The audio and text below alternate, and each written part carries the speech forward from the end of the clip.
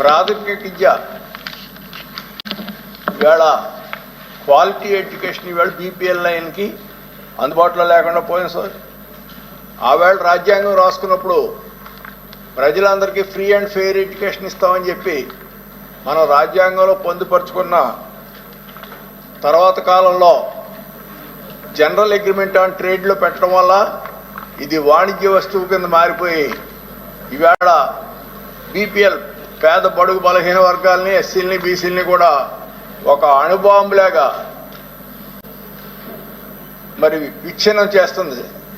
ఏ దేశాన్నైనా నాశనం చేయడానికి ప్రాథమిక విద్యని మన పిల్లలకి డినై చేస్తే ఆ దేశం సర్వనాశనం అయిపోతుందని చెప్పి ఇప్పుడు హిస్టోరియన్స్ చెప్పుకున్నారు.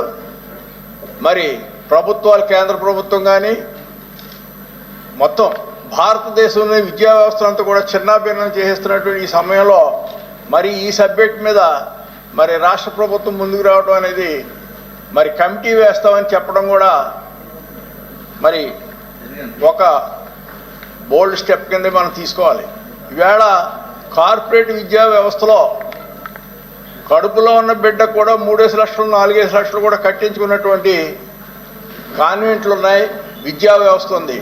దీన్ని ప్రక్షాళన చేయాలంటే చాలా కమిట్మెంట్ కావాలా, వారి నుంచి వచ్చే ఒత్తిడి నుంచి ప్రభుత్వం లొంగకుండా ఉండాలా. ఈవేళ భారతదేశంలో ముఖ్యంగా ఆంధ్రప్రదేశ్లో కూటమి ప్రభుత్వంలో వీరు సభ్యులుగా ఉన్నారు కాబట్టి జనరల్ అగ్రిమెంట్ ఆన్ ట్రేడ్ నుంచి ఈ ప్రాథమిక విద్యని తొలగించాలని మీ ద్వారా మరి మంత్రి గారిని కోరుతున్నాను సార్.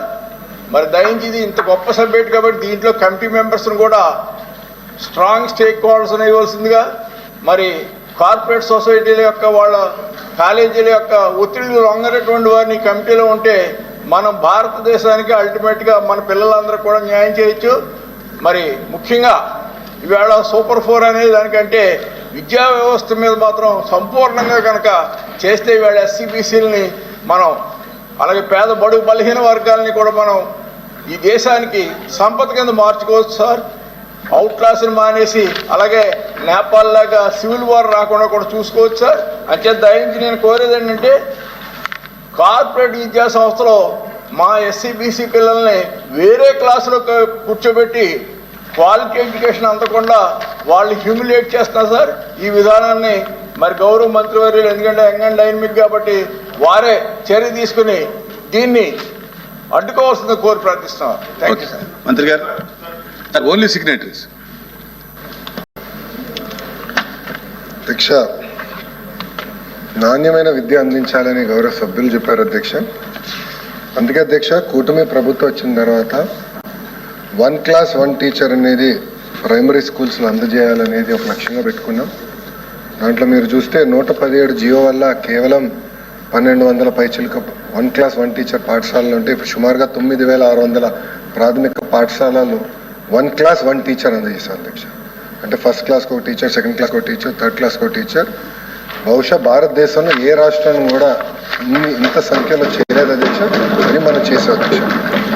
అధ్యక్ష, మేము ఇప్పుడు కొన్ని నిర్ణయాలు తీసుకున్నాం అధ్యక్ష. అంటే లాస్ట్ టైం కూడా ఎడ్యుకేషన్ మీద సుదీర్ఘంగా షార్ట్ డిస్కషన్ జరిగింది. ఆనాడు ప్రతిపక్ష పార్టీ వాకౌట్ చేసింది అధ్యక్ష. కొన్ని విషయాలు దృష్టికి తీసుకొద్దామని అధ్యక్ష.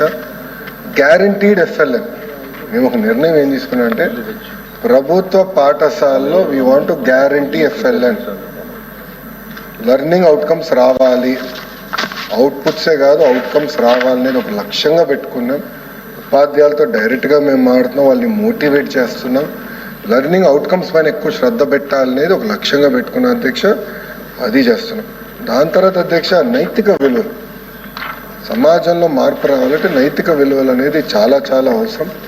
మహిళల్ని గౌరవిస్తాం కానివ్వండి, రాజ్యాంగంలో ఉన్న మన హక్కులు బాధ్యతల గురించి మాట్లాడతాం కానివ్వండి. అదేవిధంగా చాగంటి కోటేశ్వరరావు గారిని అడ్వైజర్గా క్యాబినెట్ ర్యాంక్ ఇచ్చి అడ్వైజర్గా నియమించి ఆయన రూపొందించిన పుస్తకాలని మేము ప్రింట్ చేసి పిల్లలకి ఈరోజు అందజేస్తున్నాం అధ్యక్ష. అధ్యక్ష, ఈ సభాముఖంగా చాగంటి కోటేశ్వరరావు గారిని మనం అభినందించాలి అధ్యక్ష. ఎందుకు చెప్తున్నానంటే ₹1 తీసుకోవట్లేదు అధ్యక్ష ఆయన ప్రభుత్వం నుంచి. నేను స్టన్ అయ్యా. కనీసం ఫోన్ కూడా తీసుకోవట్లేదు ప్రభుత్వం నుంచి. క్యాబినెట్ ర్యాంక్ అయి ఉండే వాహనం కానీ జీతం కానీ వాటర్ బాటిల్ కూడా తీసుకోవట్లేదు మా దగ్గర నుంచి.